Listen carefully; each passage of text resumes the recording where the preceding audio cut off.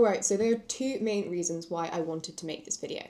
The first is that, as per, LNAT resources are pretty difficult to get a hold of, especially if you are starting from somewhere where you don't have someone who you can talk to about the test. And the second reason is because I have been seeing a number of comments online recently that say, oh, it's fine, you don't need to buy resources, you can just use AI.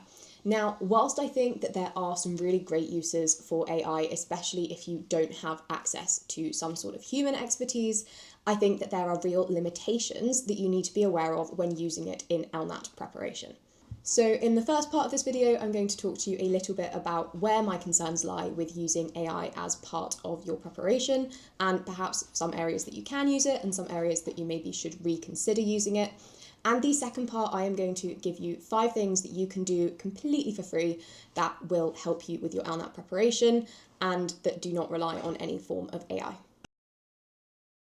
So I'd like to preface this by saying that I think that there are real applications of AI in the LNAT process if you are someone who doesn't have access to human expertise. I think it can be really good for exploring topics and maybe bringing you to different cases that you hadn't really thought about. Be careful because it does quite frequently hallucinate cases, so do go away and do your due diligence. But it can kind of, if you type in, I'm interested in this area of law, can you give me some recent examples or recent case law that's come up? It's generally pretty good at doing that. So I had a little bit of a play around with Claude, trying to get it to create questions.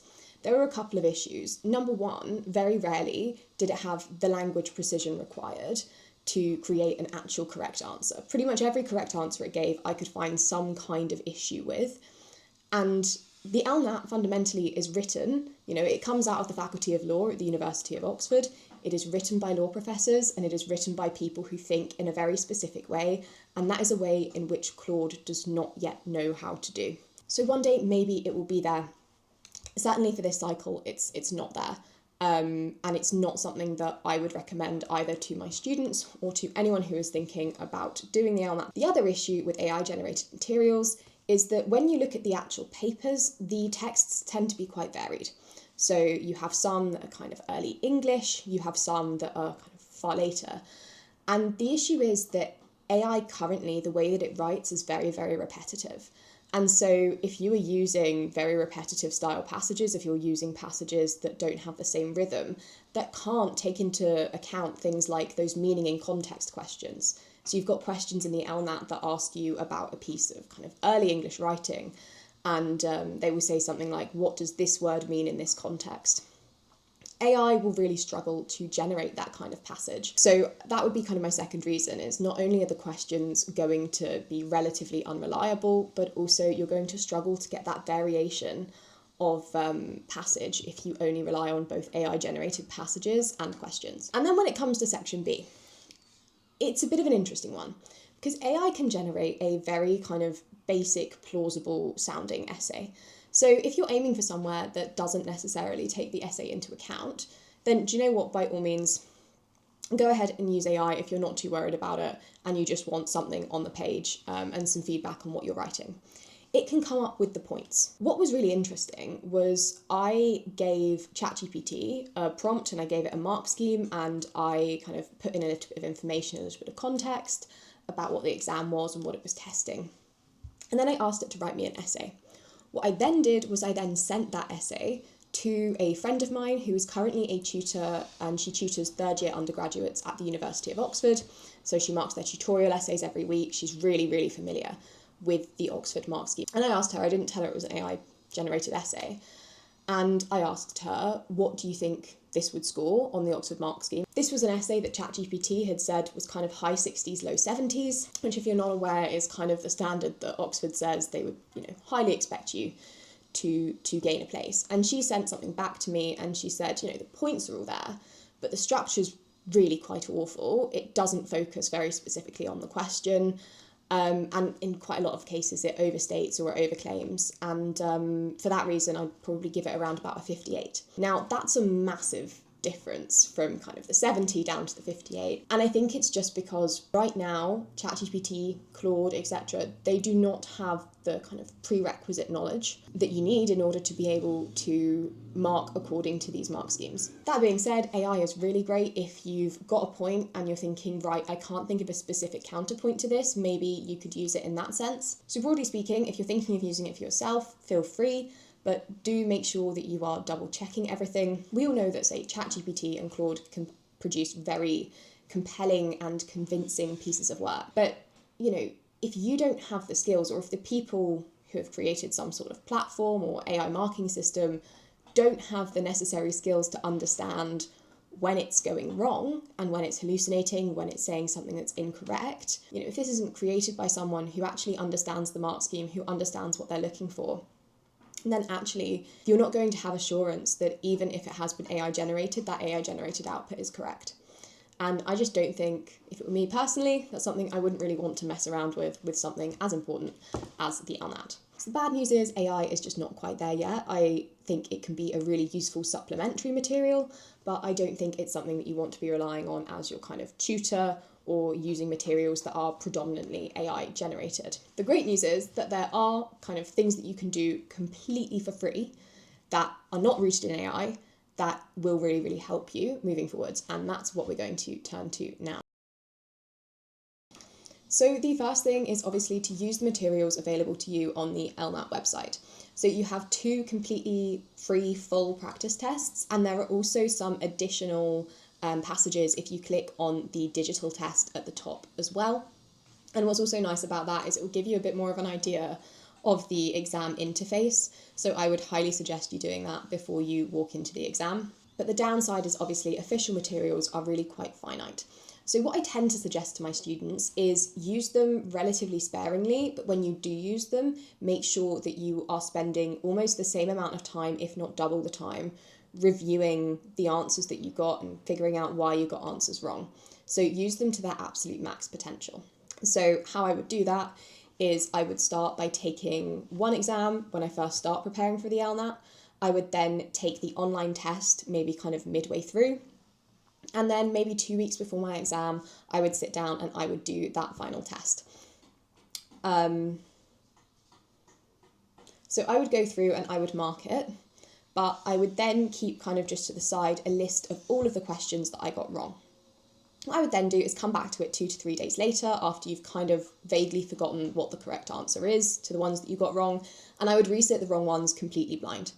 Because it may be that you were between, say, B and D, and actually the correct answer was B, but for some reason you just chose D. After you've attempted them twice, what I would suggest is you then make some sort of spreadsheet. It's what I quite often do when I need to figure out how I'm performing on various tests, where I would have kind of the broad question type. So is it a main question? Is it an inference question? Is it asking you kind of the meaning in context? And I'd have those down one side. And then I would have kind of the rationale behind the correct answer. So I'd have kind of a column for A, a column for B, a column for C, and a column for D. And in each one, I would write why this answer is correct or why this answer is incorrect. And at the end, just kind of final column, a little self-reflection on why you got that answer right or why you got that answer wrong. And what's really great about that is we can then turn that into some sort of data points where we can see, right, well, 50% of the time that I'm getting answers incorrect, I know that that's because I'm choosing an answer that is overstating what's actually in the text. So maybe what I really need to do is go away and figure out, right, how do I recognise overstatements?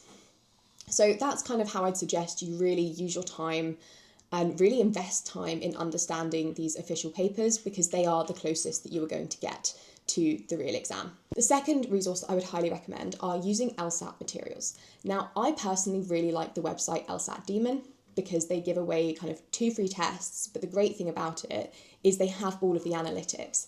So you can see, okay, what types of questions am I getting wrong? Now, why would I not suggest that you use these as kind of your primary practice materials? Well, the main reason is the skills that the LNAT tests together are actually split across 2 sections. So in the LSAT, they are split across logical reasoning and reading comprehension. Whereas in the LNAT, they are kind of bundled into one. So the danger is that you get used to doing these really kind of pure logical questions on very, very short stimuli, and then maybe you struggle to do that when you're faced with a full passage, as you will be in the LNAT. The other difference is that their question taxonomy tends to be much more rigid. It tends to be very, very clear what kind of question a question is when you come across it. And it tends to be that there are typical traps or ways to kind of game the system in a way that it doesn't necessarily exist the same way for the LNAT. Certainly there are different techniques and things like that we can use and look at, but the LSAT is just so much more of a test that has been analysed and taught in quite a really specific way that we don't have that with the LNAT. So it's a really, really great supplementary resource. It's really great if you've done kind of that question analysis on your official LNAT papers and you see, right, every single time I'm getting these main answer, main conclusion, etc., questions wrong. Right, well, what I'm going to do is I'm going to look at the stuff on LSAT Daemon. I'm going to look at the official kind of LNAT. I'm going to look at the official LSAT practice papers, and I'm going to kind of focus on those types of questions just to get some like mini drills in, as opposed to always doing full passages. You'll be able to really, really target your weaknesses in that way. And the third caveat is obviously nothing in the LSAT prepares you for section B. So I wouldn't recommend, if you do have access to LNAT specific resources, please do go and use those. If you don't, then by all means do go and look at places like LSAT Daemon. The third thing I want to point you to is the logical reasoning course that is completely for free on Coursera. It's run by Duke University. I wouldn't say you have to kind of do every single part of this course because I think it's been split into 4. But I would especially recommend the courses on understanding arguments and also the courses on kind of inductive reasoning, because those are commonly the parts that are tested on the LNAT. If you have time to do the others, by all means do. But if you're quite short on time and you want to get the most out of it, I would just start with those ones. The fourth thing that I recommend you do, and this is predominantly in preparation for section B, is have a go at reading some academic literature, but also writing your own. Now, I've put up a list on our subreddit of all of the free resources that are available that you can find readings on. In particular, I would really recommend kind of the Oxford blogs, because although they are written for practitioners and for kind of academics, they are quite a good way of seeing in a very kind of short snippet what academic writing is like. When you go and you read a piece of academic literature, or even if you're reading something in the news about law, I would look at it through the lens of 3 different questions. So the first question I would ask is, what is this case? What is this piece of reading about? But answer that in a really, really precise manner. So let's say that you read something and you're like, okay, well, the issue in this piece, this is all about contract damages. Well, that may well be the broad topic, but is it the precise issue? Probably not. The precise issue is far more likely to be something like, can a party claim for loss of bargain damages for some sort of event that was not foreseen at the time of the contract? That's a really precise issue that a piece is going to be looking at, whereas something like contract damages is probably going to be the broader topic. The second thing I would look at is, do you agree with the reasoning, right?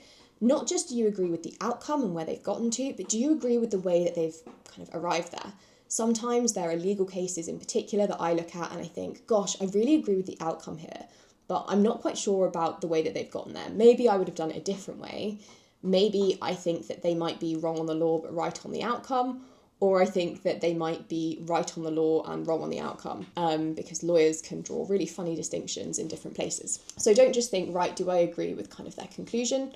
Really think about, do I agree with the way that they've gotten to their conclusion in the first place? The third and final question that I would be thinking about is this more normative question. So do you think that this is the way that the law should work? As we've said, there might be cases in which you kind of agree that the judge was right and that the judge followed the law, but actually you think that the outcome was profoundly unjust. So you can follow the law and something can still be really, really unjust.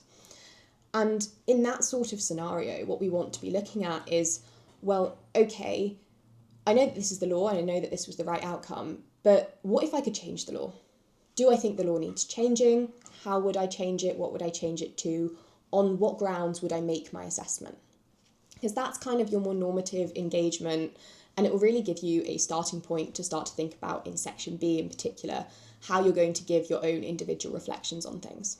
Now, the fifth and final thing is that there are a wealth of resources out there from paid places that are available for free. So, for example, we run essay competitions sometimes that give away things on the website. We have a scholarship program in which you can apply for up to 100% off fees on our website. There are things like free practice tests out there. You can get kind of model answers from certain places online. Don't neglect kind of a lot of the free resources that some paid places give away, because, you know, I think this year we've done maybe 6 or 7 completely free seminars. And that's well worth keeping an eye out for and looking out for, not just from us, but from other places as well. So there will be places that offer scholarships. And if you are in a position where kind of affording any sort of material is completely out of the question, do get in touch, because they exist for a reason. Obviously, if you can afford to pay, please do. The more people who we have paying, the more people we can offer kind of scholarships to people who really, really need it. So what I would say is really do go away and have a look and see, okay, are there places that are offering scholarships or discounts or resources for free? Because I think you'd be surprised there are probably more out there than you think. So everything I've mentioned here, the links are all below. You can contact us through our email, which is also below. And in any case, whether you are someone who is thinking about taking this test in a few years or whether you've got it in maybe a couple of weeks, then very best of luck in both your applications to law school and wherever you end up afterwards.